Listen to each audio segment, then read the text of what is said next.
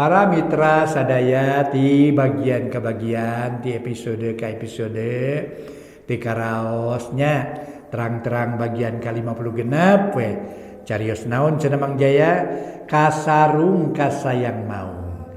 Ieu dongeng para mitra karangan Kileksa mugi-mugi janten hiburan pangbeberamana.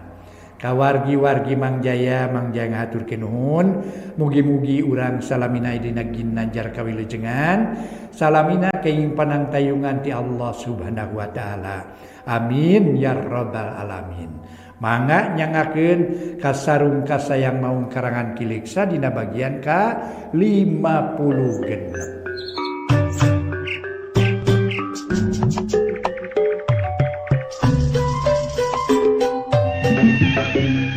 Wilujeng tepang kasadayana kitu. Wilujeng patepang deui, patepang dangu. Dina acara matuh dongeng carios nyambung judulna. Kasarung kasayang maung karya Kileksa. Ai dongeng mah tiasa dirugari geus. Seueur carios-carios fantasi, carios bohong, seueur ngan sanes hartosna tukang bohong.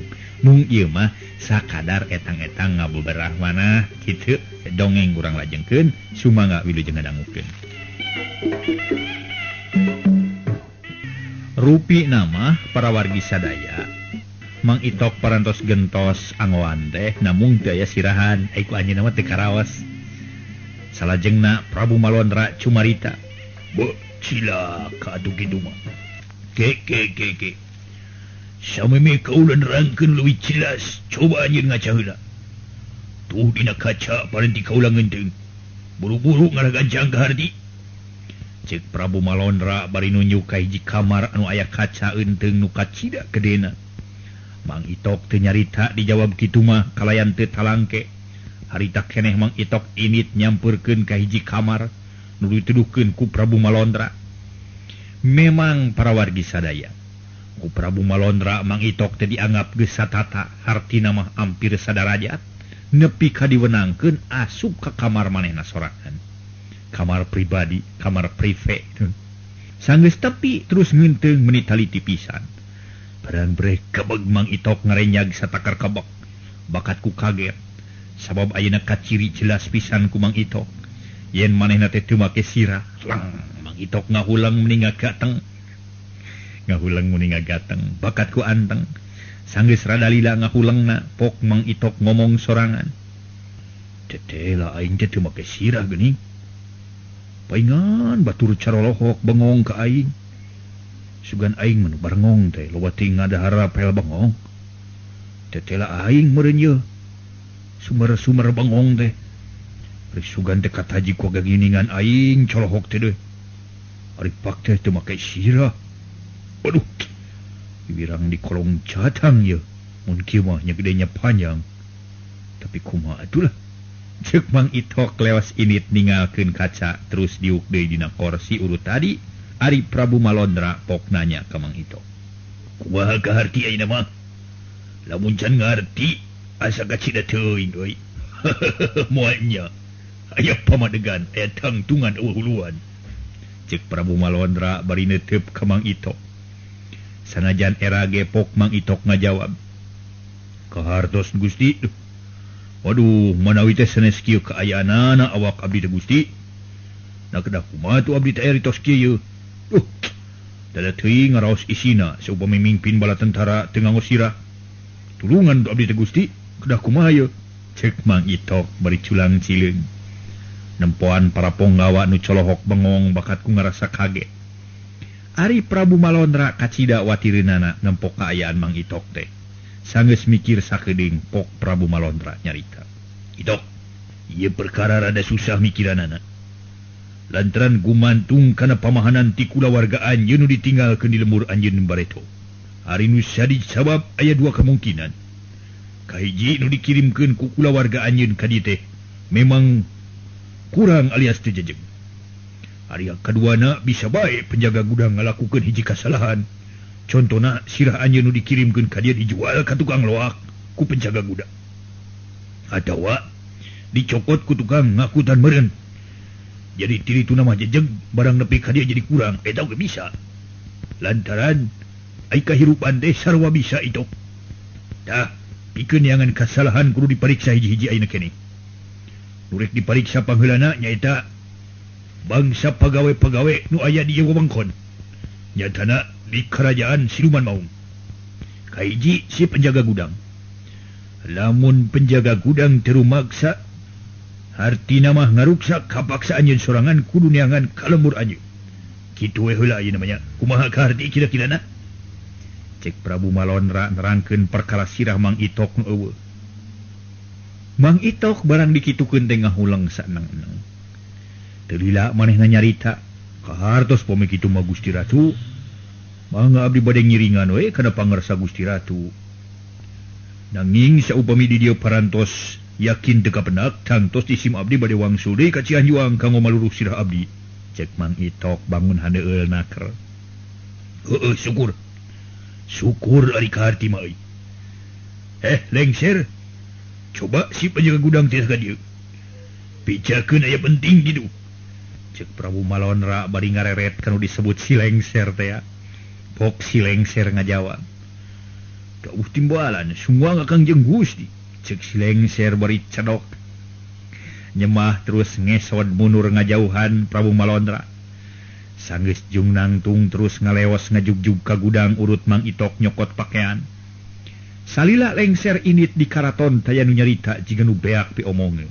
Komo Mang Itok mah da keur ngarasa bingung nu taya papadana. Malah bari ngahulang teh ras inget ka anak pamajikanana nu ditinggalkeun di lembur. Tapi ngalamunna teu katutuluyan lantaran teu kungsi lila oge Lengser geus datang deui bareng jeung penjaga gudang teh. Gek si penjaga gudang diuk mending ngeluk tungkul kitu deui Lengser ge diuk dina parantina da boga tempat nu matu. Teu lila pok si penjaga gudang cumarita bangun reuwas pisan.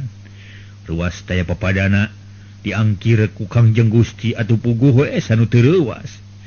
Lantaran kari-kari sok sieun manehna boga pasalahan gede.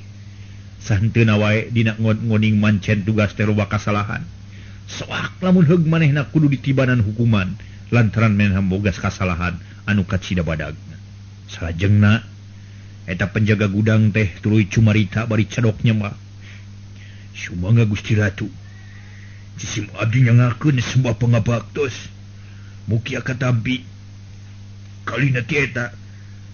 Jisim abdi parantos sayogi kanggo nampi sareng ngalaksanakeun dawuhan Kangjeng Gusti. Cek si penjaga gudang teh bari nyemah rada ngadeg-deg lantaran kakaraharita manehna dipanggil ka karaton dadak-dadakan. Ari Prabu Malonra pok nyarita, "Pangabakti maneh katarima ku kaula. Sarta maneh teu kudu ngarasa reuas ku ayeuna diangkir ku kaula. Lantaran lamun maneh teu boga dosa tangtu ku kaula moal dina naon. Sabab kanu boga dosa wungkul kaula ngahukuman nu bakal diragrageun. Lantaran di negara kaula ditaliti kalayan ati-ati singsa nu boga dosa kakara menang hukuman. Singsa nu teu boga dosa mah moal bisa kahukum di negara kaula mah. Beda deui jeung di negara sejen. Kadangkala aya nu teu boga dosa bisa kahukum, tapi di negara kula mah moal euy. Sok penjaga gudang, ayeuna keur jawab. Anu dikudu dijawab pertanyaan kula. Ari maneh teu ngaganggu barang kiriman ti nagara manusia? Lantaran tetela aya hiji kiriman nu katarima teh sampurna. Sok jawab kalaya nu sajujur-jujurna. Ulah didingding clear, ulah disinang soloka. Lantaran ite dinas pisan euy. Sok jawab ku Andika. Lantaran ite bisa nangtukeun bener henteu bilih bisi atawa bisi bae. Kiriman ti nagara manusia heug dibuka ku Andika. Ningali kulantaran barang pikarasapeun hayo dicokot atau disumputkeun ku Andika. Keur bejakeun. Cek Prabu Malonra bari molotot ka penjaga gudang. Atuh penjaga gudang teh ngajawab, "Waduh Kangjeng Gusti, jisim abdi teu pisan-pisan kumaha wantun ngaganggu barang kiriman. Bujeng-bujeng ngaganggu. Atuh nepi ngical ka tukang loak dalah ngabuka bungkusan ge teu wantun jisim abdi teh sun. Margi abdi ngaraos izin ku Silda Gusti saupami ngalalawarakeun kana kapercantenan Gusti ka jisim abdi. Apan Gusti ge kantos cumarios kapungkur.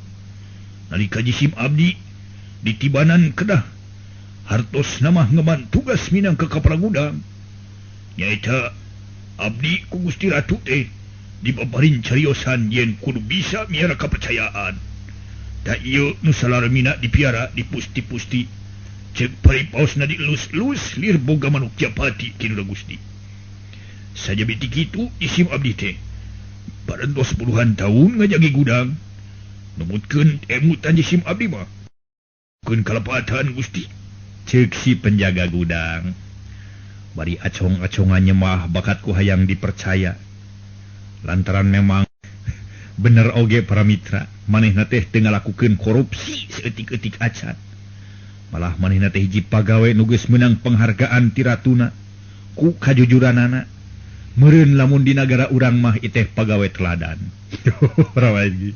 pagawe teladan atuh Prabu Malondra meni ungut-ungutan ngadenge katerangan ti penjaga gudang telila pok Prabu Malondra nyerita deui heueuh kajeun ari teu rumasa mah lantaran kaula oge kacida percayana ka anjeun sajabat ti kidu cadu pikeun bangsa siluman mangabohong jeung ngajalankeun curang sing saha bae nu kumaha wani ngajalankeun teu jujur tangtu baka cilaka ku polahna sorangan tah ngan sakitu kaperluan kula di tugas maneh lantaran lamun maneh bener-bener hartina mah teu ngajalankeun naon hartina mah teu boga dosa tangtu maneh bar salamet tapi lamun maneh bener boga dosa heuk ayeuna letah diulal elol isuk bageto bakal ngalaman kacilakaan pek rasakeun gadinya sakitu hukuman ti nagara siluman mah cik gari ini deui cek Prabu Malondra bari neuteum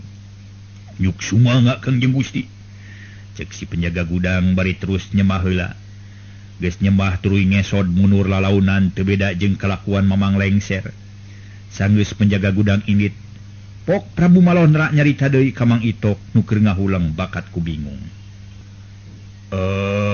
Itok penjaga gudang euy geus tetela teu boga kasalahan lantaran pameriksaan di nagara kaula tara loba unak-unikna asa jawabanana geus kadenge ku kaula berarti bener kitu kaayanana sabab rakyat kaula mah tara anu ngabohong dah kulantaran kitu hiji kemungkinan nu dicuriga geus kanyahoan ku urang hiji-hijina nu masih kena dicuriga nyaeta bangsa manusia nu ngirimkeun ka dieu bisa jadi bangsa manusia nu ngirimkeun ka dieu euy ningali aya nu pikabitaeun heug disumputkeun kumanehanana atawa korupsi rasa maneh teu disaksian diditah ngirimkeun sapangadeg kala dicokot sawareh pikeun pakaian manehanana atawa dijual atawa kumaha we tah kulantaran kitu kapaksa anjeun kudu balik deui ka lembur Cihanjuang pikeun maluruh sirah anjeun lantaran ngaresmikeun kalungguhan anjeun moal ka bisa dilaksanakeun ayeuna satungtung sirah anjeun can kapangi malah barisan tentara nu geus lila ngadaguan kapak sarek dibubarkeun sakitu kaputusan ti kaula poe ieu cek Prabu Malondra bari neuteup ka Mang Itok nu keur diuk bari ngeluk tungkul sanggeus tamat caritaan Prabu Malondra pok Mang Itok ngajawab bangun hanyelu unyuk sumanga lah Kangjeng Gusti lah sadayana dawuhan Gusti teh ku jisim abdi teh kahartos pisan sarta dina danget ieu pisan jisim abdi seja amit pungkur di payunan selera Gusti permios Kangjeng Gusti jung didoakeun ku kaula sangkan buru-buru kapanggih deui sarta lamun geus kapanggih kudu buru-buru balik ka dieu cek Prabu Malondra bari neuteup ka Mang Itok bangun nu karunyaeun pisan ka Mang Itok teh lantaran Mang Itok kacida dipikanyaahna ku siluman maung teh Mang Itok marajeun dipikanyaah ku siluman maung atuh salah Mang Itok heug dipikanyaah teh ku direktur gitu dipikanyaah teh ku kepala bagian gitu nya dipikanyaah teh atawa tingkat-tingkat luhurna nyata ku Bapak Gubernur gitu dipikanyaah teh ku Bapak Bupati ieu mah der dipikanyaah ku siluman maung atuh kacau dasar Mang Itok Mang Jaya mah teu hayang dipikanyaah ku siluman maung hayang dipikanyaah teh ku Bapak Bupati gitu cenah jaya ka dieu yeuh gitu aduh dipikanyaah teh ku para kepala bagian gitu para wargi sadaya Mangga urang lajengkeun para mitra. Atuh geus kitu mah terus Mang Itok ningalkeun karaton Prabu Malondra. Inditna harita sorangan bae teu dibarengan ku biksana jeung robala. Mang Itokna di inditna dijarajabkeun ku paneuteup para ponggawa karajaan nu kacidalobana. Malah ribuan tentara maung harita teh nareteup ka Mang Itok nu ngageblay ningalkeun karaton. Para mitra anu mulya, ieu carita urang balik deui ka lemur Cihanjuang. Ayeuna urang nyaritakeun kaayaan di imah Bah Aok harita poe kadua ti saprak maotna Mang Itok. Di imah Bah Aok geus kumpul deui Mang Ucin jeung Mang Lebe anu ngahaja rek ngobrolkeun lalakon Mang Ucin jeung Bah Aok waktu ngintip kuburan Mang Itok bari ngariung di tepas hareup. Manehna teh keur macang krama ti dituna mah ngarobrol ngaler ngidul ngeunaan anu aya patula patalina jeung kaahengan di eta tempat. Bari ngarariung di tepas hareup teh harita teh Mang Lebe nyarita nu pangheulana nu kaobrolan teh Mang Ucin kitu deui Bah Aok. Tadi waktu kuring balik di cai ngadenge beja yen Mang Ucin jeung Bah Aok manggih anu aneh nah bener eta teh. Ci kuring berenya ho ngalah walatra ari nyaho sarerea mah ulah kanyaho teh disidem ku sorangan wae ieu mah. Lamun kuring geus nyaho kana lalakon di mana aya naon-naon kuring bisa bantuan mikiran. Sajabati kitu nu jadi bahan picaritaeun teh masih kene Mang Itok jadi wajar lamun kuring perlu nyaho. Cek Mang Lebe nyaritana rada maido ka Mang Ucin jeung ka Bah Aok. Pedah manehna teu dibawa sakanyahona. Tapi nu ditanyana harita teh duana ge kalah kasilih reret ciga nu sarua embung nyarita. Sanggeus rada lila pok Mang Ucin nyarita ka Bah Aok lantaran can wani langsung nyaritakeun lalakonna. Bah, sok dongengkeun atuh ku Abah ngarah teu kagok lah. Lantaran Abah mah nu boga lalakonna oge ari kuring mah da sakadar nganteur wungkul. Sok Bah dongengkeun. Ceuk Mang Ucin seren sumeren ka Bah Aok. Pikeun nyaritakeun lalakon nu peuting tadi ka alaman. Tapi Bah Aok ge sarua teu wani nyaritakeun lantaran pan Bah Aok pisan usul sangkan kalakuan teh ulah dibejakeun ka sasaha. Pok Bah Aok nyarita. Ih, naon Abah deui. Cik atuh Mang Ucin bor gara satanggung jawab bisa kalima. Abah mah nyarek ari perkara lalakon urang duaan mah taya halanganana rek dicaritakeun ge. Komo ieu ka Mang Lebe sasatna masih kene saweukeutan jeung urang. Sok dongengkeun ku Mang Ucin kadinya. Asal perkara Abah sorangan ulah dicaritakeun. Cek Bah Aok nyaritana dari apisan ciga nu nyaritakeun perkara penting. Abah masuk model nyarita teh ongkoh perkara Abah sorangan ulah diceritakeun. Tapi geus dibejakeun ku Abah sorangan yen Abah teh borangan. Sarua we jeung kalapa bijil tina cungapna atuh. Cek Mang Ucin bari ngareret ka Bah Aok. Atuh kadenge nu pacenta-centa Mang Lebe rada keheuleun.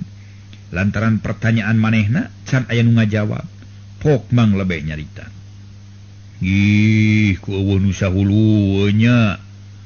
Kawas Cina dipangwayangkeun geuning. Aya picung nya hulu maung ari kieu mah yeuh. Ditanya sabener-bener. Teh nu ngawaro pisan, ceuk Mang Lebe rada jamedud. Bah Aok jeung Mang Ucin menireuwaseun nempo Mang Lebe jiga nu ngambek. Gancang Mang Ucin ngupahan ngarah teu katutuluyan. Ulah wakapunung Mang Lebe. Ke sabar heula sakedap atuh da moal burung dicaritakeun ku kuring ge. Tadi macan waka ngajawab sote badami heula jeung Bah Aok tina perkara Bah Aok sorangan. Ari si Abah teh boga panyakit borangan. Tapi hayang ulah kanyawan ku batur. Tapi panyakit boranganna teh kalah geus dicaritakeun ku si Abah pisan. Tah ku sabab kitu kapaksaina panyakit si Abah teh dicaritakeun. Sekalian ka Mang Lebe. Kumaha satuju Bah? Cek Mang Ucin nyaritana diselang heula. Kunanya ka Bah Aok. Atuh pok Bah Aok ngajawab. Poek we geus kapalang belang teu naon dah. Geus kapalang cureleng. Lantaran nu bisa lumpat teh lain ngan Abah hungkul, tapi Mang Ucin ge pinter ari lumpat peuting wah. malah make kuat dengar pantau segala rupa cenah bejana. Cek Bah Aok rada jebi ka Mang Ucin. Lantaran Rusia Mang Ucin oge ku Bah Aok geus kanyahoan. Lantaran pamajikan Mang Ucin isuk-isuk keneh geus nyaritakeun perkara salakina nu datang peuting terus dengar pantau. Untung teu rujad ge. Puguh Mang Ucin rada sepa ngadenge caritaan Bah Aok. Lantaran satadina mah moal dibejakeun perkara manehna teh. Eta mah Mang Ucin lire bangsat katohyan deh sanes bobodohan. Wah, hehe, nah terang bisa, bah. Da kuring mah teu rumasa ti peuting dengar panto. Malah kuring datang ti astana teh make jeung meunang careus sagala bakat kusal se. Cek Mang Ucin bari kekereuceuman rada eraeun. Dina hatena mah asa rumasa. Wah, bisa we nyangan alasan apa ge nyaho cek pamajikan Mang Ucin. Sabab isuk-isuk keneh pamajikan Mang Ucin teh geus datang ka Abah nanyakeun perkara Abah. Ari Abah mah nyarita terus terang we da puguh loba nu ngadengieun basa Abah nu buruk panto. Pan sorangan pamajikan Mang Ucin geus hidung nyaritakeun Mang Ucin dengar panto malah tulakna teh nepi karujad cenah bejana. Nyabah lah kuring ngaku lah. Rumasa kuring da keur naon disumput-sumput ari nu aya ka rumasaan mah. Lamun kitu carana mah urang dongengkeun sakalian ka Mang Lebe atunya. Sugane panyakit urang teh bakal kaubaran ku Mang Lebe. Hartina mah ngadongengkeun supados teu seueur teuing nyangkolong kana waktos. Malah kulantaran Rusia rek dibuni-buni teh geus kabongkar kapaksa dan Bah Aok dicaritakeun harita. Malah make dipetakeun sagala rupa. Sanggeus tamat terus Mang Ucin mungkas caritana. Tah sakitu lalakon nu kaalaman ku kuring teh sareng Bah Aok teh Mang Lebe. Sakur nu karasa jeung katempo kabeh bener kejadian. Lain ngimpi lain jejeunan kuring teh. Hatina mah teu nginjem ceuli teu nginjem mata. Ieu mah kabuktian anak kitu. Ceuk Mang Ucin bari neuteub ka Mang Lebe. Nu keur colohok bengong satengah teu percaya kana caritaan Mang Ucin. Sanggeus rada lila colohokna pok Mang Lebe nyarita. Nya kuring ge percaya kana caritaan Mang Ucin. Tapi hanya kalpisan Mang Ucin teu ngabejaan ka kuring. Sameme init ka astana. Lamun ngabejaan heula mah taang tu kuring ge bakal ngilu nyaksian. Malah sanunya ho eta dua maung siluman teh bisa diakalan sangkan teu tulus mawa mayit Mang Ito. Hanya kalpisannya cek Mang Lebe bangun haneueul pisan. Teu dibejaan ku Mang Ucin teh kaciri pisan Mang Lebe teh tarangna kerung sarta narik napas panjang. Mang Ucin jeung Bah Aok sajongjongan mangga haruleng bae. Da rumasa geus nganggap sepi ka Mang Lebe. Tapi sanggeus rada lila pok Mang Ucin sasadu. Mang Lebe kuring jeung Bah Aok teh tari masalah we dina perkara ieu mah. Tapi lain hartina kuring jeung Bah Aok geus teu inget ka Mang Lebe. Da puguh kuring jeung Bah Aok teh keur katungkulkeun ku nafsu. Sabab samemeh init ka astana hoghag heula Prabu Catur, parebut pamadegan anu patukang tongong. Jadi hartina mah boro-boro inget kanu sejen dalah ka diri sorangan ge ampir poho kuring teh. Lamun dina kaayaan sadar 100% mah kuring teh can puguh wani init ka astana tengah peuting jemplang-jempling. Komo deui nungguan kuburan ka karasa peuting. Tapi kulantaran tadi mah kababak ku hawa nafsu, kuring jeung Bah Aok teh jadi wanian, kapaksa we da buktina rada sieun kuring ge geuning. Wah, lain rada sieun deui atuh tapi sieun pisan Mang Ucin teh. Buktina make kudu silih cang-cang-cangceng segala rupa geuning. Porangan mah porangan we terus terang ulah make disebut rada sagala. Ceuk Bah Aok nyarita jang jibeledag bae. Jiga nu hayang puas ka Mang Ucin. Kajadian nu peuting waktu Bah Aok dibongohan ku Tamang. Jadi kasuat-suat deui pok Mang Ucin nyarita bari nyerenge. Hehehe. Jamak we sakitu mah tuh Bah. Da bongan Abah licik geuning, lamun teu dibongohan mah cang tantu daek Abah teh lah. Lantaran kuring ge geus ngarti pangna Abah embung cicing di hareup teh rek kabur ninggalkeun kuring. Ulah kena-kena bisa lumpat tarik Bah. Peucan ge ku tengek ge ele. Ari make polo mah ceuk Mang Ucin nyaritana semua ngoa ka Bah Aok. Jek Bah Aok teu nyarita deui lantaran ceuk pikirna moal aya tungtungna nyarita jeung Mang Ucin mah. Nu geus we atulah ulah dicaturkeun deui. Ayeuna mah urang palikiran perkara Mang Itok we. Lantaran geus tangtu bakal aya buntutna tina kajadian nu peuting teh. Komo lamun disambungkeun jeung dongeng Mang Ucin mah. Sok sin Mang Utek jeung Itok teh jadi maung teu boga hulu. Karunya teuing lamun aya kajadian kitu teh nya. Leuheung lamun teu ngaririwaan ka urang. Kumaha lamun teu werat nyaritakeunana kuring teh. Ginggiapeun nyaritakeunna ge.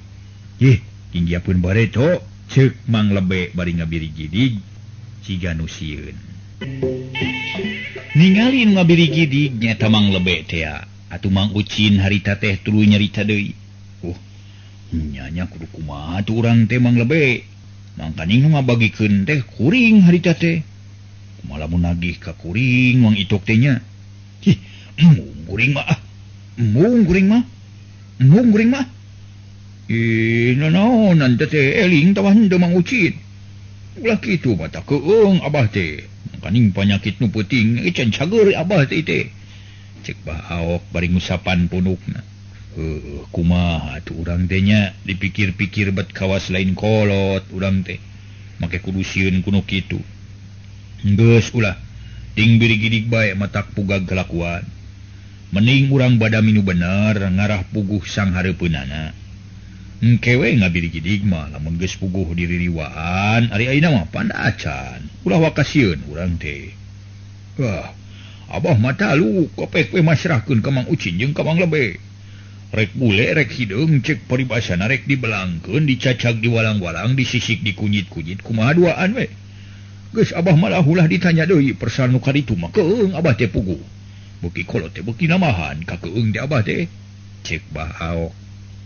Bari malik yukna teu deui kenyang hareup ka Mang Ucin jeung ka Mang Lebe. Pok Mang Ucin nyarita ka Bahaok bari noel. Abah mun ngabalieur kitu. Heug atulah. Moal ditanya deui abah malah. Pek we. Ngalamun kasieun sorangan ngarah jongjon kuring rek badami jeung Mang Lebe. Ceuk Mang Ucin ngareret ka Mang Lebe. Nu keur colohok ka Bahaok.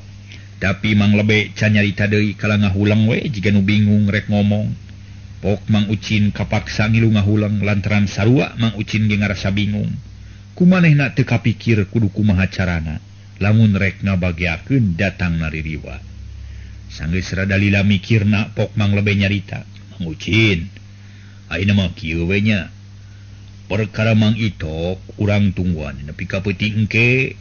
Lamun engke aya kajadian nu matak ngaguyurkeun deui salalembur, isukan urang indit nepungan Mang Lebe Cikarancang.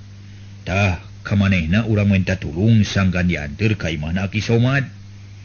Lantaran nurutkeun katerangan ti Mang Haris, urang Cikarancang teh Aki Somad teh hiji sepuh nu pinuh ku ilmu, jembar ku pangabisa. Masagi pangaweruhna kitu. Malah lembur Cikarancang aman tentrem dari tumal ku Aki Somad cenah.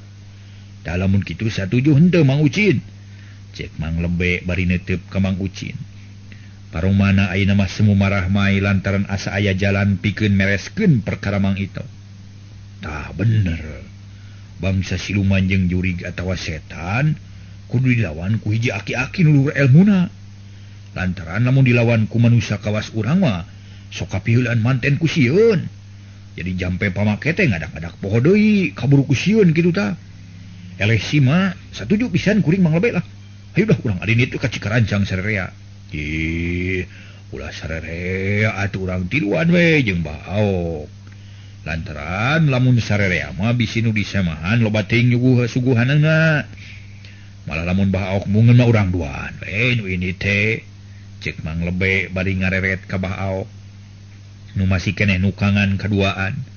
Tapi sanajan digoda tetep Bahaok teu daek nyarita. Nu nyarita deui teh Mang Ucin. Hari Mang Lebe. Maksud kuring kitu teh lain sarerea sapangeus lemur tapi kuring Mang Lebe jeung Bahaok. Lamun Bahaok teu hayang ngilu nya tangtu urang wungkul duaan meureun kitu. Ceuk Mang Ucin ngahaja nyaritakeun. Nyaritana ditarikeun ngarah kadenge jelas ku Bahaok. Tapi tetep Bahaok teu daek nyarita. Pok Mang Lebe ditanya teh bari noel. Kumaha bah bade ngiring ka Cikarancang? Saupami teu ngiring bakal hanya lu mangkaning di Cikarancang sok loba nu aneh. Cik walerebah ngarah pugu ngatur bakalna. Wah, moal ngajawab abah mah ngomong lebewe jeung Mang Ucin putusanana. Abah mah horea mikiran deh bisi butak di babakuna mah kitu. Cek Bahaok bari diukna malik deui ka Mang Lebe jeung Mang Ucin. Oh, kitu mah ngatur kitu ge bah.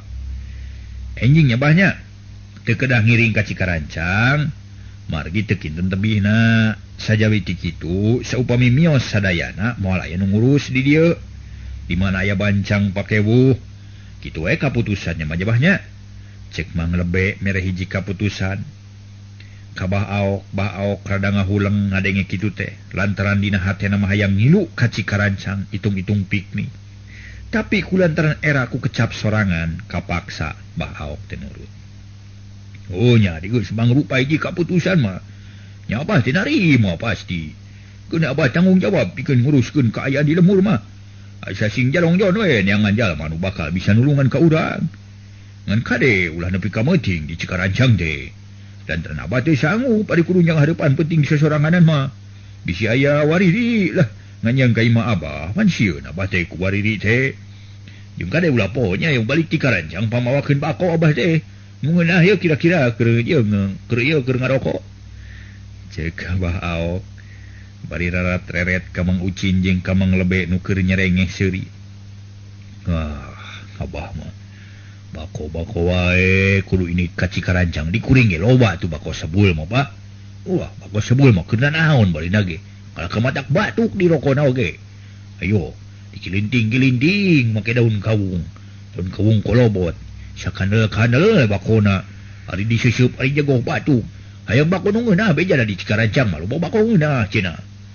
Heula geus perkara bako malah tanggung beres we cek Mang Lebe. Ayeuna kieu bah perkara naon teh meuting di ditu cigana moal lantaran kuring ge ngarasa melang ari kudu ninggalkeun imah peuting mah bisa anak kuring aya nu ngaganggu deui geun lah ulah salempang bah. Datang tuh kuring tidak mau nepi ka meuting di perjalanan. Bener ende Mang Ucin. Bener pisan tuh Mang Lebe. Pamadegan kuring ge sarua we lantaran da teu tega ninggalkeun imah dina usum wariri mah. Bisi pamajikan aya nu mawa ku wariri. Namun aya teh nya pikari pikiraneun. Naon Mang Ucin nyarita wariri kitu jiga Bahaok nya wariri teh ririwa. Ceuk Mang Ucin dijawab deui. Geus mimiti bibiri gidigan jika nu geus soak bakat kumineng teuing diganggu ku ririwa jeung siluman. Mang Lebe pok nyarita. Heueuh kitu we lah babadamian ayeuna mah. Ngan ke dina waktuna tahlilan ulah teu datangnya. Lantaran goreng kasebutna lamun hiji sesepuh lemur mau ngilu campur dina masalah kieu. Kaduana omat pangalaman Mang Ucin jeung Bahaok ulah diucap aceh ka sawae. Ieu teh penting nya. Pikeun ngajaga keamanan warga kampung urang. Kadenya Bahaok jeung ieu Mang Ucin ulah dibeja-beja ka nu sejen. Mang Lebe mere pepeling ka Mang Ucin katut ka Bahaok pikeun ngarusiahkeun perkara Mang Itok. Pok Mang Ucin nyarita deui.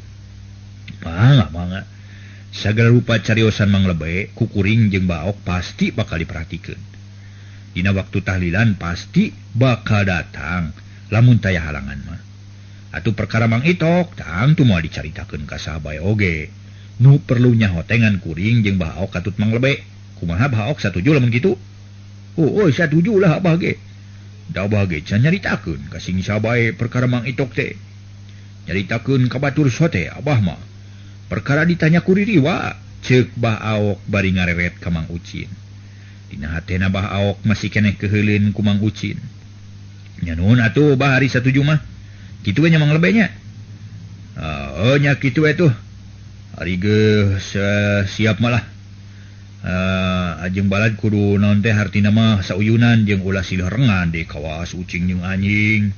Geus urang bubar heula. Ceuk Mang Lebe bari terus turun ti imah Bahaok rek balik ka imahna. Geus kitu mah Mang Ucin geus sarua balik deui sarta babadamian ngan tepi ka dieu.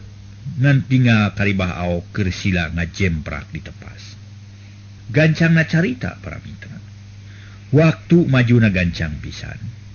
Malah panon poe oge harita geus nyulusup ka satukangeun gunung. Telila berai hibar ku cahaya layung nuburahay berem campur jeung koneng. Tongeret banen balalager di sarada menireang. Ari lalai jeung kalong geus mimiti ayak kaluar tina panyumputanana biasa rek neangan jamu. Tekung silila reup cahaya layung leung-leungit dituturkeun ku memberna jangjang peuting. Jalma-jalma sapangeus lemur Cihanyuang geus ngarampih ka imahna sewang-sewangan. Bada magrib Burudur loba jalma lalaki datang ka imah Bilani. Si horeng rek ngalaksanakeun deui tahlilan peuting kadua ti saprak maot namang Itok. Telila jalma-jalma geus ngarariung di tengah imah Bilani. Malah Mang Ucin katut Mang Lebe jeung Bah Aok geus daratang harita. Sanggeus sarerea tarapti pok Mang Lebe ngamimitian muka carita. Para saderek sadaya supados teu seueur teuing yang kolong kana waktos sumangga ieu acara urang ngawitan bari ngantosan nu teu acan sumping. Sawios kantun sakedik deui mah moal naon urang kawitan we acara. Ceuk Mang Lebe terus ngamimitian gegerenyeman mapatkeun doa lamun rek tahlilan tapi sameme breng Mang Ucin ngarewong heula sakeudeung. Laras Mang Lebe sok geura kawitan supados teu wengi teuing bubarna. Keun we lah aya nu kakantun sakulhu mah sina nyusul we ceuk Mang Ucin bari ngarekepkeun silana. Tapi nu sejen teh aya nu nempas malah Mang Lebe ge kalah ka ngamimitian ngomano sangkan sarerea tahlil atuh breng sarerea naluturkeun ucapan Mang Lebe bari tungkul meuni husu pisan sigana teh. Sarerea sararua sirahna teu daraekeun cicing sakapeung dengdek ka kenca sakapeung dengdek ka katuhu. Jika kapal nuker oleng tinggal leong jika katebak angin tapi teu sarua oyagna jeung goyangna lantaran sakapeung mah sok aya nu diaradu sirah da puguh diukna pasedak-sedak. Kitu kaya nu tahlil. Dina waktu nu sarua Mang Itok harita keur ngageblay bae leumpang mapai jalan nuju lembur Cihanyuang. Sanggeus aya di sisi lembur Mang Itok eureun heula leumpangna sarta pok ngomong sorangan. Bagia Cihanyuang anyul teh lembur aing lembur matuh Banyar Karang Pamidangan tempat aing dilahirkeun tempat aing digedekeun tikikirik nepi ka jadi anjing aina tepung di jeung aing nu geus jadi maung aing kamari mah aing teh teu boga sangkaan bakal nincak deui anjeun tetela menit ieu pisan aing bisa ngulampreng di jero awak anjeun bagia Cihanyuang. Anjeun mah tiba heula teh angger we teu robah-robah ari aing geus segala kaalaman akhirna jadi kieu ye ku anjeun mah sakabeh kalakuan aing teh pasti kasaksian nu hade jeung nu goreng kabeh jadi kanyataan. Cihanyuang geura bagiakeun kedatangan awak aing nu geus robah jadi maung lamun sira aing teu katinggalin malah centang tu aing teh bisa nincak di Cihanyuang sok geura saksian di kalakuan aing ayeuna. Ceuk Mang Itok bari terus ngalengkah deui ngamimitian nincak lembur Cihanyuang. Nyaritana kitu teh karasana ku Mang Itok mah biasa bae kawasasari. Tapi beda deui jeung nu kadenge ku jalma-jalma pangeus lembur Cihanyuang. Harita sora Mang Itok teu beda jeung sora hiji maung lodaya nu kacida mata kreuwasna. Malah sasatoan geus harees teh ngadadak ting gudubung bari reang di sarada hayam jeung meri katut sasatoan suku dua. Mane pating garapak lalu umpatan di jero kanang silih tobruk jeung pada baturna. Komo anjing maranting, pating cungungung babaung.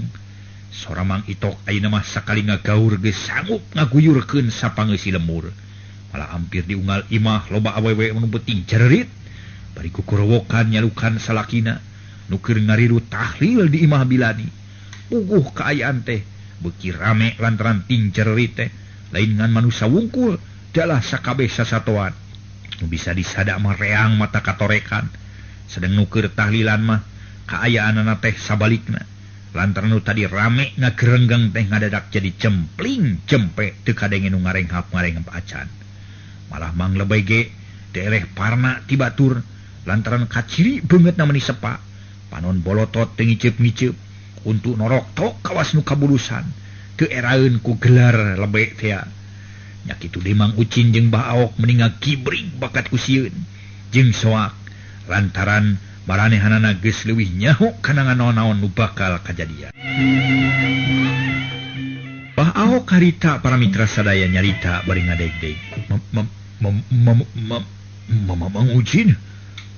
Tuyul tulus urang papangi jeung mau kumabalik urang mau Mang Ucin. Aduh cilaka cek Ahok bari luak ieu ngareret kasararea nu keur ngariung bari ngagibri.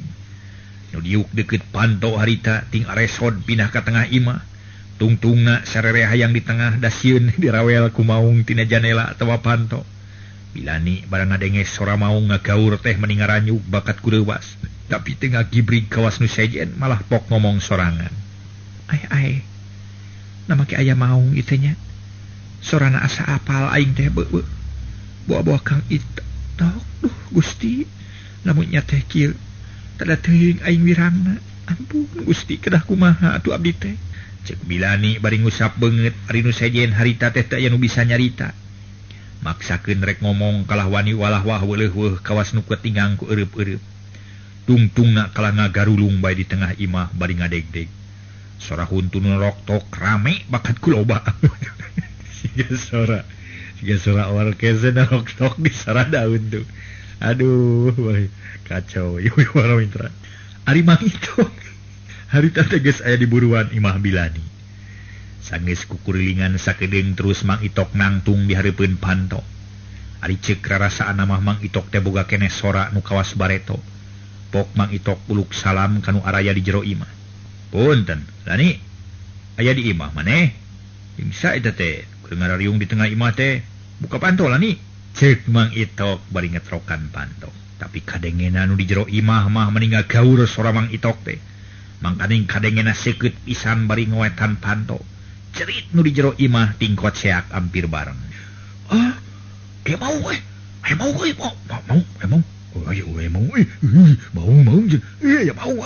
Cenah bari jelung-jeleng aya nu di sisi luncat ka tengah riungan.